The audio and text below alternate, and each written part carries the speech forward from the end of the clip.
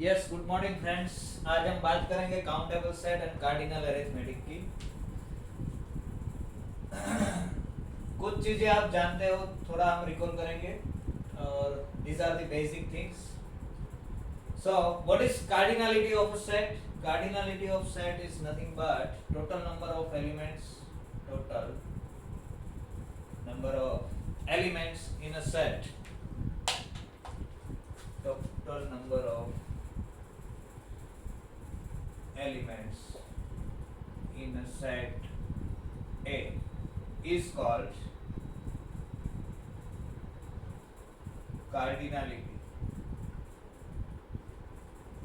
of the set A. It is denoted by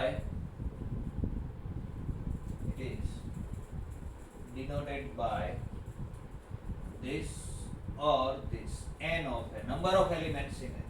ऐसे भी लिखते हैं, ऐसे भी लिखते हैं. Okay, for example, if we take empty set, cardinality of an empty set is 0, right? Cardinality of singleton set, say 1, or say let me write it A. इसके अंदर एक ही एलिमेंट है तो उसकी कार्डिनलिटी 1 है. कार्डिनलिटी ऑफ डबलटन सेट, उसके अंदर 2 elements है तो it can be 2. For each k you can find a set having exactly k number of elements. So there are sets having cardinality infinite. For example, cardinality of n, cardinality of set, these are infinite sets.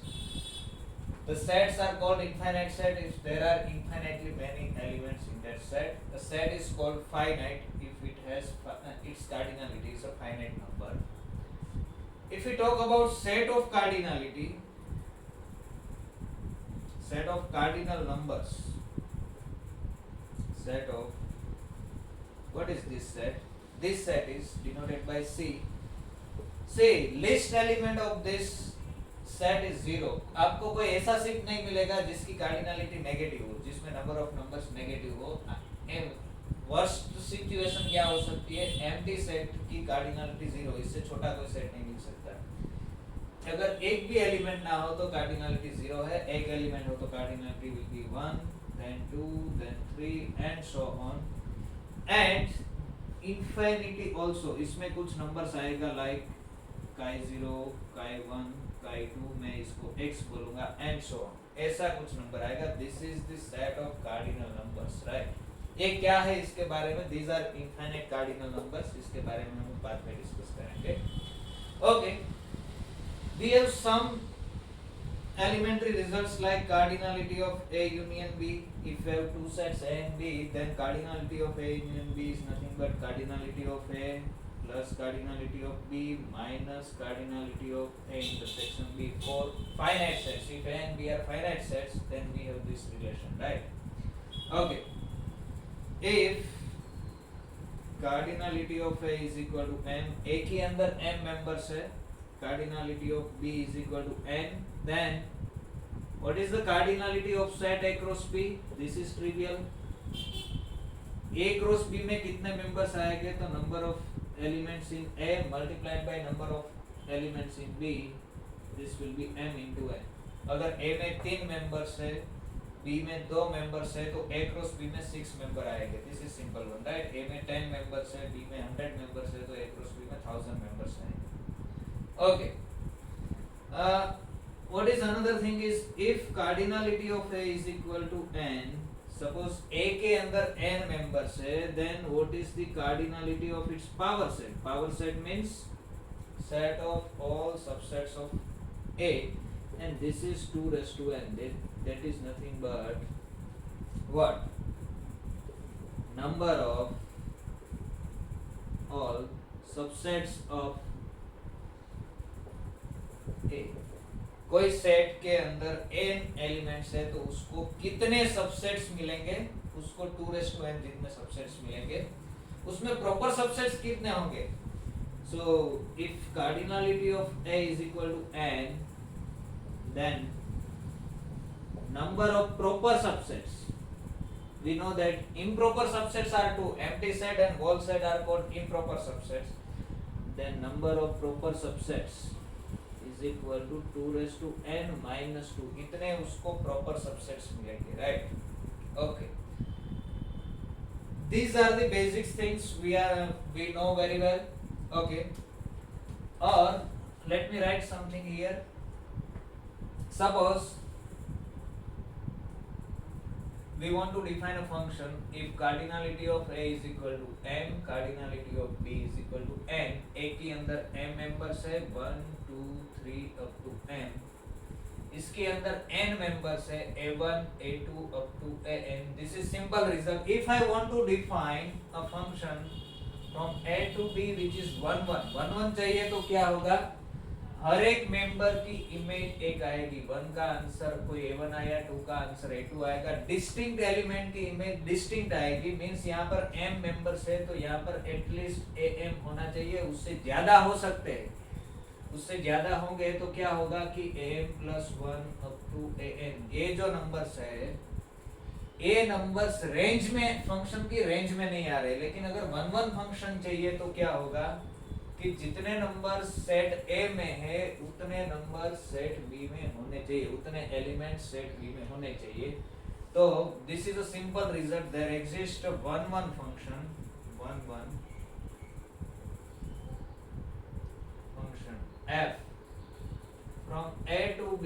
This is if and only if cardinality of a is less or equal cardinality of b. b की cardinality इस हिसाब से ज्यादा होनी चाहिए. This I am talking for finite sets. Okay, suppose मुझे एक से b के ऊपर ना ऑन टू फंक्शन चाहिए. इस केस में अगर 1 1 की बात करें तो 1 1 फंक्शंस कितने मिलेंगे? In this case number of 1 1 functions कितने मिलेंगे? a से b के ऊपर के नंबर ऑफ 1 1 फंक्शंस कितने मिलेंगे? देखो, ये 1 के लिए कितने चॉइसेस है? n चॉइसेस है. 1 का आंसर 1 to n में से कोई भी आ सकता है. 2 के लिए कितनी चॉइसेस है? अगर 1 से a1 आ गया, 1 का आंसर a1 है, f of 1 is equal to a1 है, और हमें 1 1 फंक्शन चाहिए तो 2 का आंसर a1 नहीं आ सकता. a1 के अलावा कितने नंबर्स बचे? n-1 बचे. तो a2 के लिए इतने ऑप्शंस है. थर्ड एलिमेंट के लिए कितने ऑप्शंस बचेंगे? n-2 बचेंगे and so on, right? Up to कहां तक जाएगा? This will be C. First के लिए कितने ऑप्शंस है? n-0 ऑप्शंस है. सेकंड के लिए कितने ऑप्शन है? n-1 ऑप्शन है. थर्ड एलिमेंट के लिए कितने ऑप्शंस है? n-2 ऑप्शंस है. तो nth मेंबर के लिए कितने ऑप्शंस हो गए? n-m-1 यानी n-m+1. इसको हम बोलते हैं npm भी बोल सकते हैं, या तो m factorial divided by n-m factorial, ऐसा भी बोल सकते हैं. These are the number of 1 1 functions from set A to set B. set A की कार्डिनलिटी n है, set B की कार्डिनलिटी n है, और ये कब मिलेगा? if n is less or equal है. n बड़ा होना चाहिए, n छोटा होना चाहिए, राइट? अगर a से b के ऊपर का ऑन टू फंक्शन चाहिए तो क्या होगा? ऑन टू फंक्शन के लिए यहाँ के सभी मेंबर्स कवर हो जाने चाहिए, राइट? मींस के a1 की कोई प्री इमेज मिलनी चाहिए, a2 की कोई प्री इमेज मिलनी चाहिए, am की कोई प्री इमेज मिलनी चाहिए, am मेंबर से तो उसकी भी प्री इमेज मिलनी चाहिए. यानी कि कोई एक एलिमेंट की प्री इमेज दो डिस्टिंक्ट एलिमेंट की प्री इमेज सेम नहीं हो सकती. a2 की प्री इमेज 2 है तो कोई अनदर एलिमेंट की प्री इमेज 2 नहीं हो सकती, क्योंकि अगर ऐसा होगा तो ये फंक्शन ही नहीं होगा, राइट?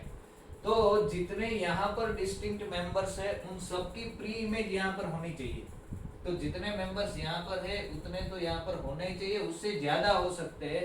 ऐसा हो सकता है कि 3 अगर a2 पर जा रहा है तो am भी a2 पर जा रहा है. किसी एक एलिमेंट की 2 प्री इमेज हो सकती है, मोर देन 1 प्री इमेज हो सकती है.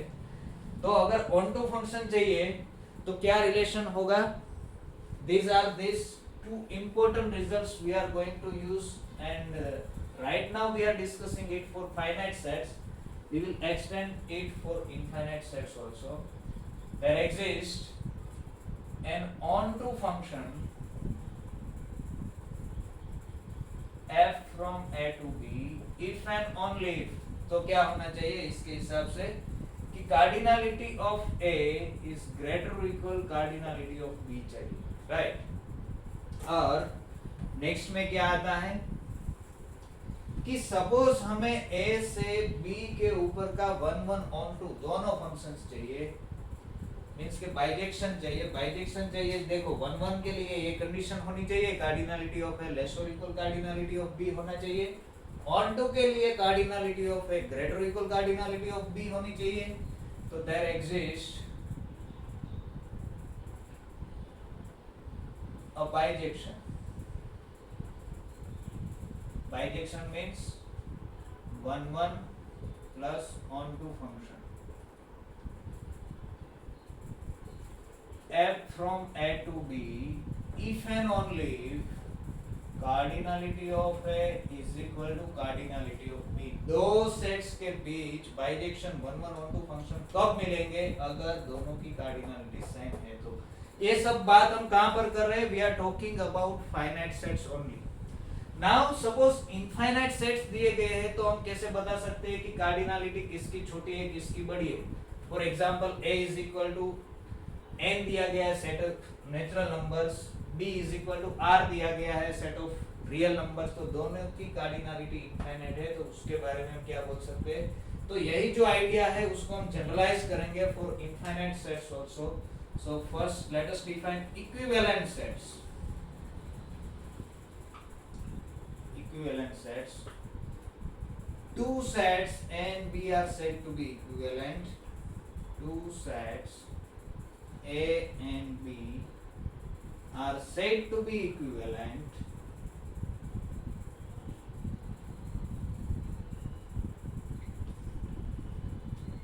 if what? यहाँ पर मैं सेट की बात कर रहा हूं, मैं भी फाइनाइट और इनफाइनाइट दोनों की बात हो रही है। ये फाइनाइट सेट भी हो सकता है और इनफाइनाइट सेट भी हो सकते हैं। फाइनाइट और infinite are said to be equivalent if there exist a bijection f from A to B। दो सेट्स के बीच में अगर आपको बाइजेक्शन मींस 1 1 onto फंक्शन मिलता है तो दोनों सेट्स इक्विवेलेंट है, हम ऐसा बोलेंगे। और इन अदर वर्ड्स दो सेट्स की कार्डिनलिटी सेम है, ऐसा कब बोलेंगे? और two sets are equivalent if and only if cardinality of A is equal to cardinality of B। Now question is कि ये तो हम इनफाइनाइट के लिए ये हम कंपेयर नहीं कर सकते, इसकी भी इनफाइनाइटी है इसकी भी इनफाइनाइट है। Suppose A is equal to set of natural number है, B is equal to set of real number है, तो ये हम नहीं बोल सकते। लेकिन हम यहाँ पर फोकस कर सकते हैं, अगर A से B के ऊपर का आपको 1 1 onto फंक्शन मिल रहा है तो cardinality of A is equal to cardinality of B. अगर सिर्फ 1 1 फंक्शन मिल रहा है तो cardinality of A is less और इक्वल कार्डिनलिटी ऑफ बी। अगर ऑन टू फंक्शन मिल रहा है तो cardinality of A is greater equal cardinality of B. First we prove that this relation, if we define this equivalence relation, this is an equivalence relation. Okay, so let us prove this. Let me define this relation. You know that what is equivalence relation? A relation which is what? Reflexive, symmetric and transitive. So this is a theorem. Why we are going to prove this theorem? Because we are going to use these properties.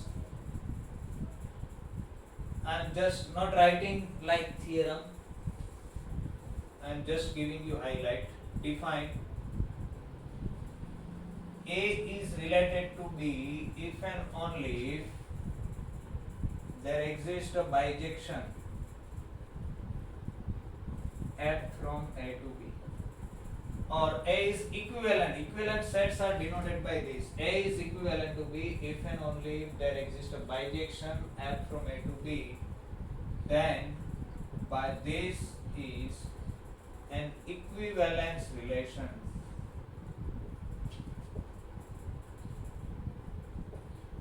So let us prove that first of all Number 1, reflexive. So clearly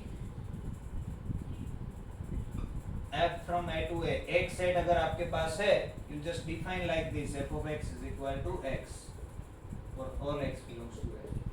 Then f is a bijection.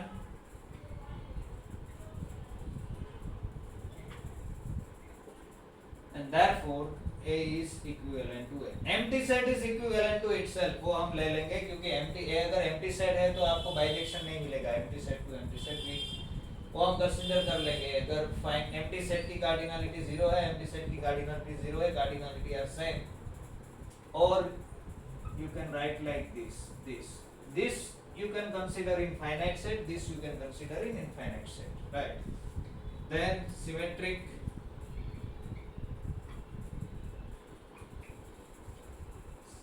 Suppose a is related to b, a is equivalent to b. This means there exists f from a to b which is bijective, right? अगर bijective function है then तो उसका inverse b to a जो मिलेगा वो भी bijective होगा, is also bijective. This is a simple argument. You can prove this if f is 1 1 then f 1 1 and on 2, then f inverse is also 1 1 and on 2 is also bijective. And therefore b is equivalent to a. अगर a से b का bijection मिलता है तो b से a का bijection भी मिल सकता है. And similarly transitivity,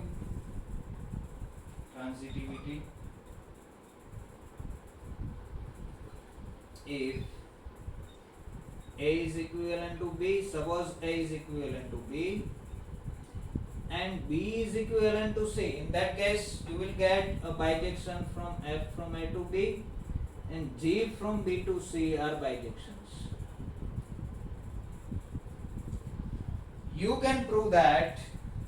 You just take composition, then you just take g of f, it will be a function from a to c, is also a bijection, is also a bijection. Remember again that this we are proving for finite set as well as for infinite sets, and therefore a is equivalent to c, right? तो if a is equivalent to b है तो b equivalent to a है. अगर a equivalent to b, b equivalent to c, then a is equivalent to c. One more result is this one.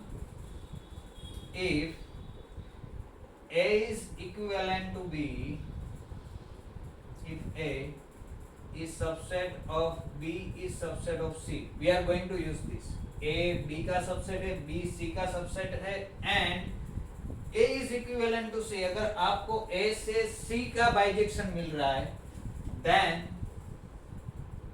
a is also equivalent to b. a से b का भी bijection मिलेगा. Cardinality के बारे में बात करेंगे तो a subset b subset c है, a की और c की कार्डिनलिटी सेम है, देन a की और b की एंड b की और c की कार्डिनलिटी सेम होगी, right? a is equivalent to b and both b is equivalent to c. Okay, now let us define infinite cardinal number and let us discuss about cardinal arithmetic.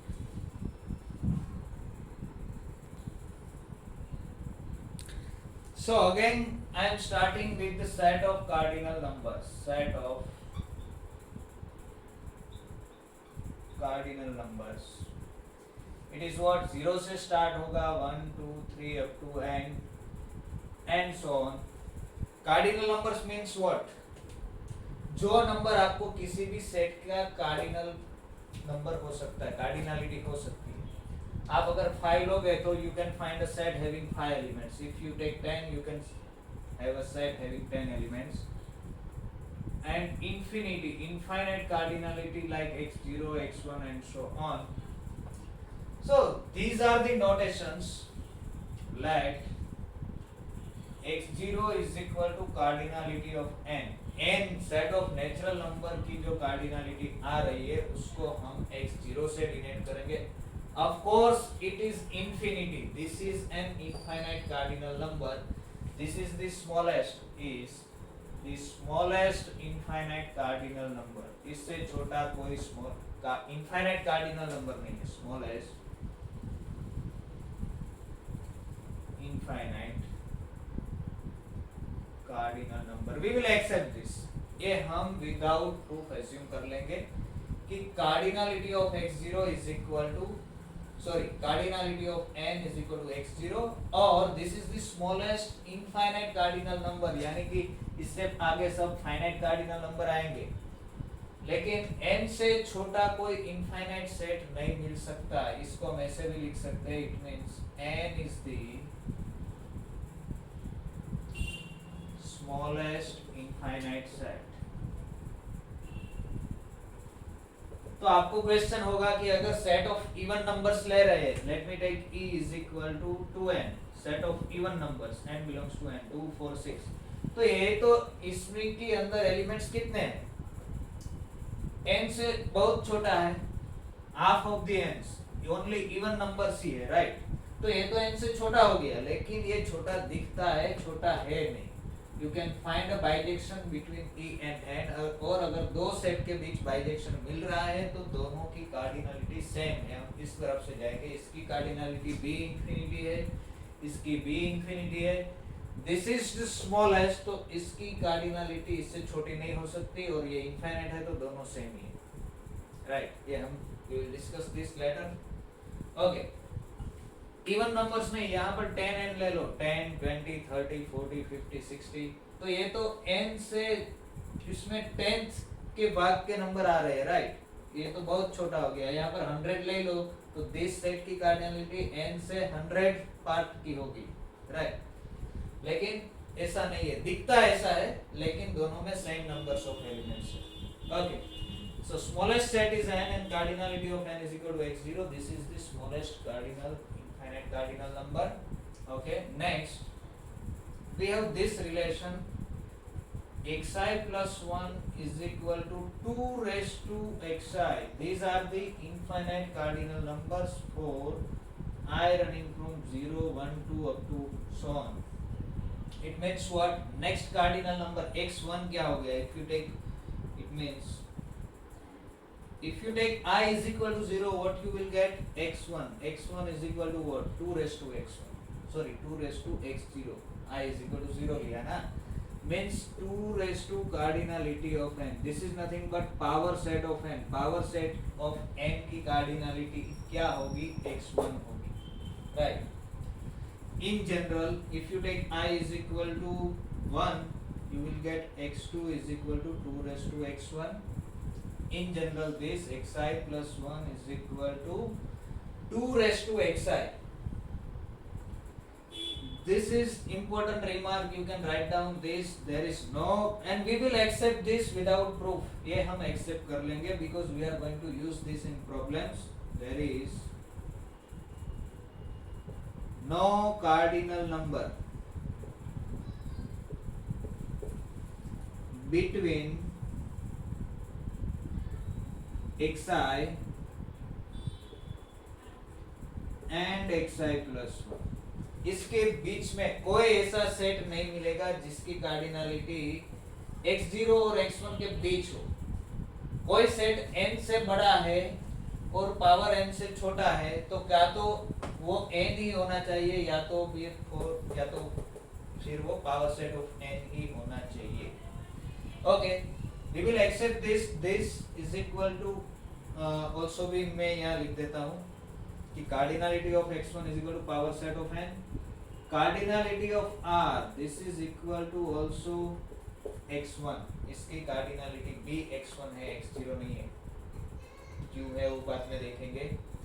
Okay, तो हम ये जानते हैं कि r की cardinality x1 है, n की cardinality x0 है. तो इन दोनों के बीच आप कोई सेट लोगे, n is subset of q is subset of r. इसकी कार्डिनलिटी क्या है? x1 है. इसकी कार्डिनलिटी क्या है? x0 है. तो q की कार्डिनलिटी आइदर x0 होनी चाहिए और x1 होनी चाहिए.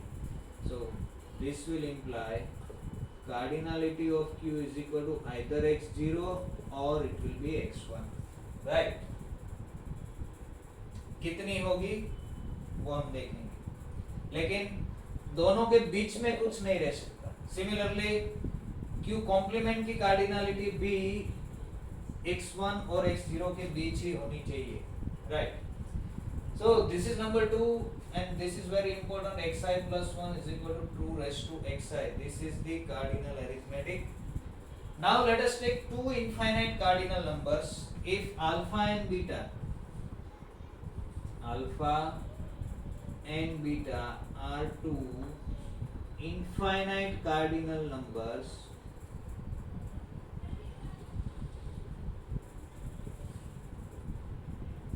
then infinite cardinal numbers means x alpha is equal to suppose xi है, x15 है, beta is equal to suppose x20 है, ऐसा ये infinite number x0 x1 x2 x3 up to xn।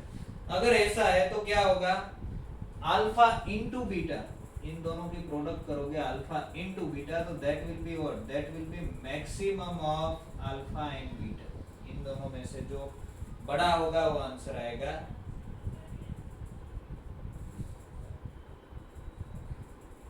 For example,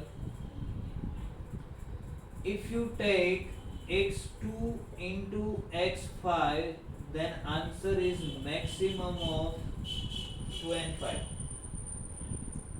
मैं ऐसे लिखूंगा x of maximum of 2 and 5, तो ये क्या आएगा, x5 ही आएगा, right? x0 into x1. For example, let us take one more example so that you can understand it. Let me take this set n cross r,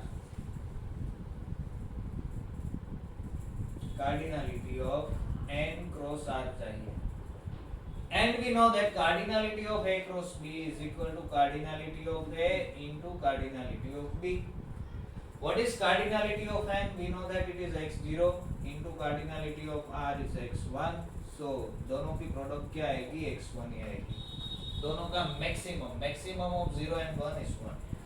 So it is the maximum. Next one, if you take xi raised to xi, next one, xi raised to xi, this is what, this is xi plus 1, or you can write it as 2 raised to xi minus 1 into xi, because xi is equal to 2 raised to xi minus 1. This is the relation, right, in general.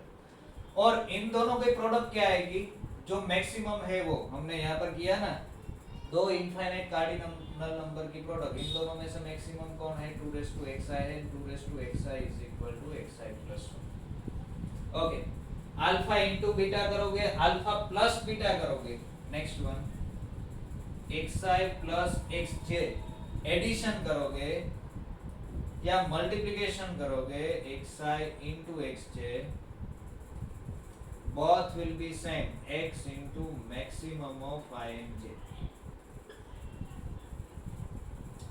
Addition करोगे तो भी maximum आएगा, multiplication करोगे तो भी maximum आएगा। Okay, xi की कुछ भी पावर कर दो, xi raised to n कर दो, then it will be xi for all n greater or equal 1। xi raised to 1 भी xi होगा, xi square भी xi होगा, xi cube भी xi होगा। कैसे? Suppose cardinality of, I want to find this, r cross r, right? So this is what cardinality of r into cardinality of r into cardinality of r means cardinality of r cube. What is cardinality of r? It is x1, this is x1 cube, and x1 cube is nothing but x1. This is, now example से देखेंगे ये सब। Next one, suppose xi raise to xi किया, यहाँ पर xi raise to xj करना है, xi raise to xj, तो क्या आएगा देखो, xi is what, xi is 2 raised to xi minus 1 raised to xj, this is what, 2 raised to xi minus 1 into xj, xi minus 1 into xj is what? This will be the 2 raised to x times maximum of I minus 1 and j. दोनों की product करोगे, दोनों की product क्या आएगी? Suffix का maximum. और 2 raise to this में क्या होगा? एक यहाँ पर ऐड हो जाएगा, तो this is chi times maximum of I और जे प्लस, क्योंकि 2 raise to X I minus, suppose maximum I minus 1 आया, तो 2 raise to X I minus 1 is what? It is X I. 2 raise to X I J is what? मैं यहाँ पर लिख रहा हूँ because 2 raised to xi minus 1, this will be xi, and 2 raised to xj, it will be xj plus 1। तो यहाँ पर maximum अगर j है तो आपको मिलेगा xj plus 1। यहाँ पर मैक्सिमम अगर i minus 1 है तो you will get, ये याद रखने की जरूरत नहीं है, जब हम जरूरत पड़ेगी तब कैलकुलेट कर लेंगे। Okay, so now question is, which of the following sets are equivalent? Or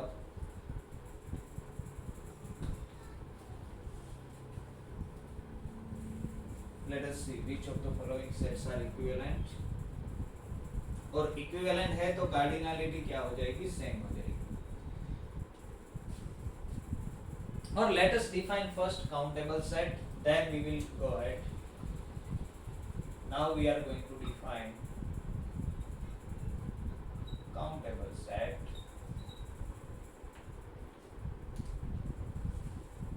A set A is said to be countable if it is number A empty set है तो भी काउंटेबल है, और finite, every finite set is countable, और if it is finite और it is equivalent to n। n के साथ equivalent है, मींस वो सेट का n के साथ बाइजेक्टिव फंक्शन मिल रहा है तो वो काउंटेबल है, otherwise it is not countable. Means phi is countable, तो कुछ देखना ही नहीं है, empty set is countable, every finite set is countable,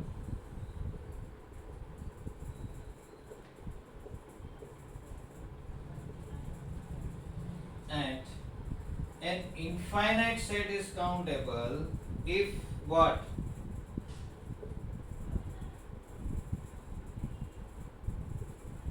Infinite set A is countable if what? Cardinality of A is equal to x0। एक n के साथ equivalent होना मतलब n के साथ बाइजेक्टिव फंक्शन मिलना ना, बाइजेक्टिव फंक्शन मिलना, उसकी कार्डिनलिटी कितनी होनी चाहिए? बाइजेक्टिव फंक्शन कब मिलेगा? जब उसकी कार्डिनलिटी n जितनी होगी, n जितनी यानी x0 होगी तब, राइट। तो जिसकी कार्डिनलिटी x0 है, स्मॉलेस्ट इनफाइनाइट नंबर, वो सब काउंटेबल। जैसे ही कार्डिनलिटी x0 से आगे गई, it will be uncountable, it will become uncountable. So let us see few examples.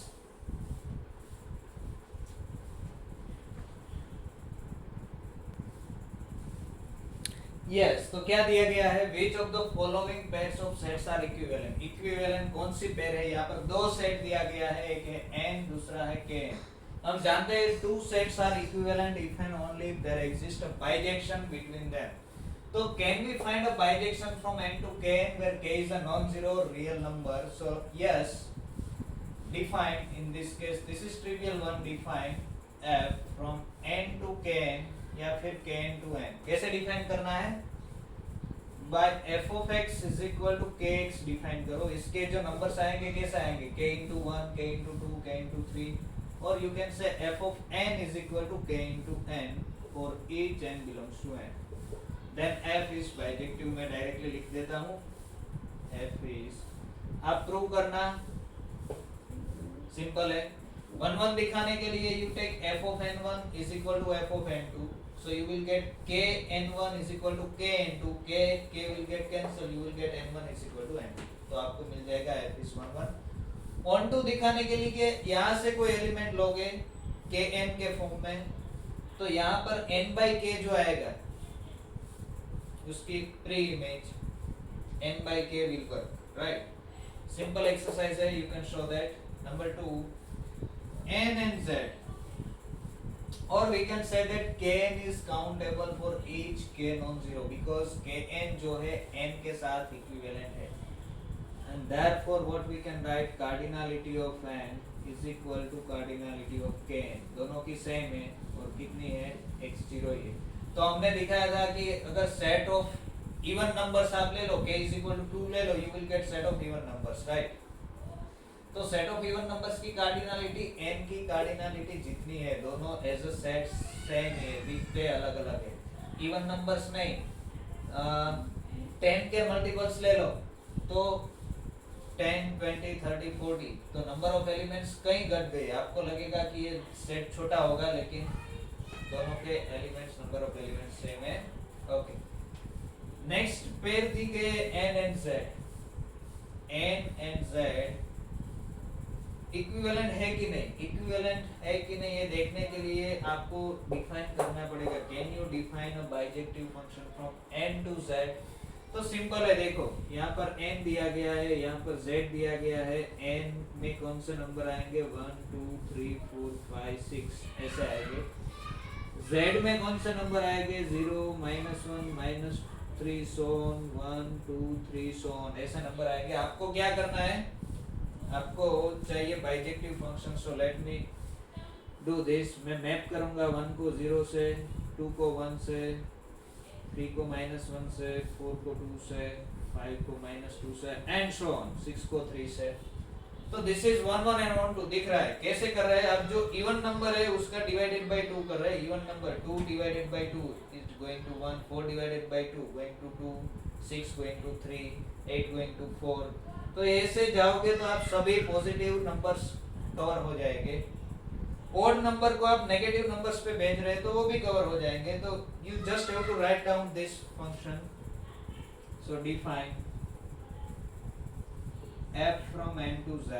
कैसे डिफाइन करोगे, f of n is equal to, n अगर इवन है तो इवन बाय 2 कर दोगे, n by 2 if n is even। Odd है तो क्या करोगे, n में से 1 सब्सट्रैक्ट करोगे, बाय 2 करोगे और अगर माइनस साइन रखोगे क्योंकि नेगेटिव नंबर के पर भेजना है, 1 को भेजना है 0 पर। 3 रखोगे तो 3 minus 1 is 2, 2 by 2 is -1, 3 जाएगा -1 ऊपर। 5 कहाँ जाएगा, 5 minus 1 is 4।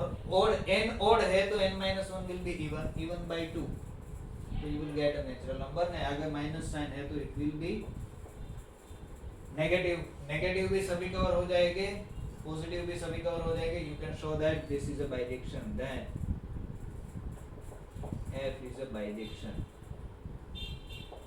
और बाइजेक्शन मिल गया means what, n and z are equivalent। equivalent means दोनों की कार्डिनलिटी सेम होगी, therefore cardinality of n is equal to cardinality of z is equal to what, ये क्या हो गई, ये x0 भी हो गई। तो in other words we have proved that z is countable, z is also countable, right? Okay, next देखते हैं n cross n to n। can you prove that n cross n is similar to n? question number 3 is n cross n similar to n? If you know some results using this result you can show that they are similar, but directly suppose अगर हमें function define करना है तो define f from n cross n to n। कैसे define करोगे, ऐसे define करोगे f of x comma y, n cross n की जो मेंबर्स एलिमेंट्स होंगे वो x कोमा y टाइप के होंगे। x comma y going to what, x plus y minus 1 into x plus y minus 2 divided by 2 plus y। You define like this, then f is a bijection। then f, you just try to prove this, it is 1 1 and on 2, and therefore n cross n is equivalent to n. Okay, दूसरा रास्ता क्या है? अगर इस हिसाब से नहीं जाना तो let us use cardinal arithmetic. This is another method, cardinal arithmetic. Okay, what is cardinality of n cross n? It is the cardinality of n into n. Right, we know that cardinality of A cross B is equal to cardinality of A into cardinality of B. What is cardinality of n? It is x0 into x0. What is x0 into x0? It is again x0. Because x0 square is x0, we have written in the remark xi raised to n is same as xi. Or this is what? This is cardinality of n only. Right? Means n cross n is also countable. And therefore n cross n is equivalent to this, and therefore n cross n is countable. Okay, what can you say about n cross n cross n? अगर तीनों की product करोगे तो यहाँ पर आएगा n cardinality of n into cardinality of n, that will be x0 cube. x0 cube is same as x0. We are using cardinal arithmetic, so they are again same. What about z cross z and n? Are they equivalent? Question is z cross z equivalent to n? क्या लगता है आपको? Just think over it. Number 4, z cross z equivalent to n. तो देखो, अभी हमने दिखाया कि इक्विवेलेंस रिलेशन जो है वो क्या है? वो इक्विवेलेंस रिलेशन है, right? And we have seen that what z is equivalent to n. This we have proved in first example. Sorry, second example. Z is equivalent to n implies z cross z is equivalent to n cross n, right? Z cross z is equivalent to n cross n, and यहाँ पर हमने prove किया कि n cross n is equivalent to n, and we have proved that equivalence is a transitive relation. ये इसके साथ equivalent है, ये इसके साथ equivalent है, और ये ट्रांजिटिव रिलेशन है. So this will give you z cross z is equivalent to n. और second method, what is the second method? You just find out cardinality of this. Equivalent दिखाने के लिए, equivalent means what? Equivalent means दोनों की cardinality same है, that's it. इसकी cardinality क्या होगी? Cardinality of z into cardinality of z, and we know that z is equivalent to n, तो इसकी कार्डिनलिटी n के जितनी है यानी x0 ही है, इसकी कार्डिनलिटी भी x0 ही है. x0 square is again x0, and therefore we have seen that z cross z is also countable set, right? Okay, now question is q countable or is q? See, आपको ऐसा पूछे कि q set of rational number countable है, या तो ऐसा पूछे कि q है वो n के साथ इक्विवेलेंट है. दोनों क्वेश्चन सेम होगी. इज q काउंटेबल या is q set of rational number is equivalent with n? Set of rational numbers n के साथ इक्विवेलेंट है कि नहीं है? अगर इक्विवेलेंट है तो काउंटेबल है, इक्विवेलेंट नहीं है तो काउंटेबल नहीं है, क्योंकि इनफाइनाइट सेट है और हमने डिफाइन किया है कि set infinite set is countable if it is equivalent with n. So let us check now what is q. Let me write q here.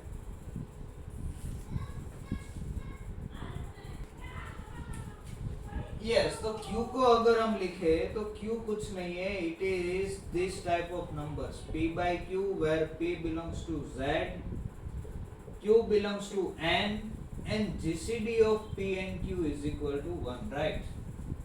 दोनों की GCD 1 होनी चाहिए. Let me write this set S is equal to, मैं इसको S बोल रहा हूँ. S is equal to क्या, कैसे मैं लिख रहा हूँ? ऐसे लिख रहा हूँ p, q, p, q, where p कहाँ से आ रहा है? p z में से लो, n में से लो, कुछ भी ले लो. p belongs to z, q belongs to n, GCD of pq is equal to 1. ये जो p by q फॉर्म है इसको मैं p, q के फॉर्म में लिख रहा हूँ, राइट? देन Q क्या हो गया देखो,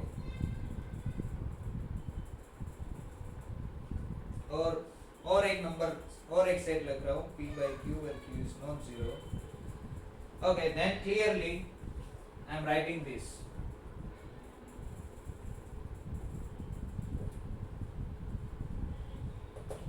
Z क्रॉस 1 है, Z क्रॉस 1 ये जो सेट है, this will B subset of S. दिख रहा है आपको? Z क्रॉस 1 इसमें कैसा नंबर आएगा? Second Q is equal to 1 हो जाएगा, P जो है Z में से आएगा, ये नंबर ये सेट उसके बड़ा है. This is trivial to see this, right?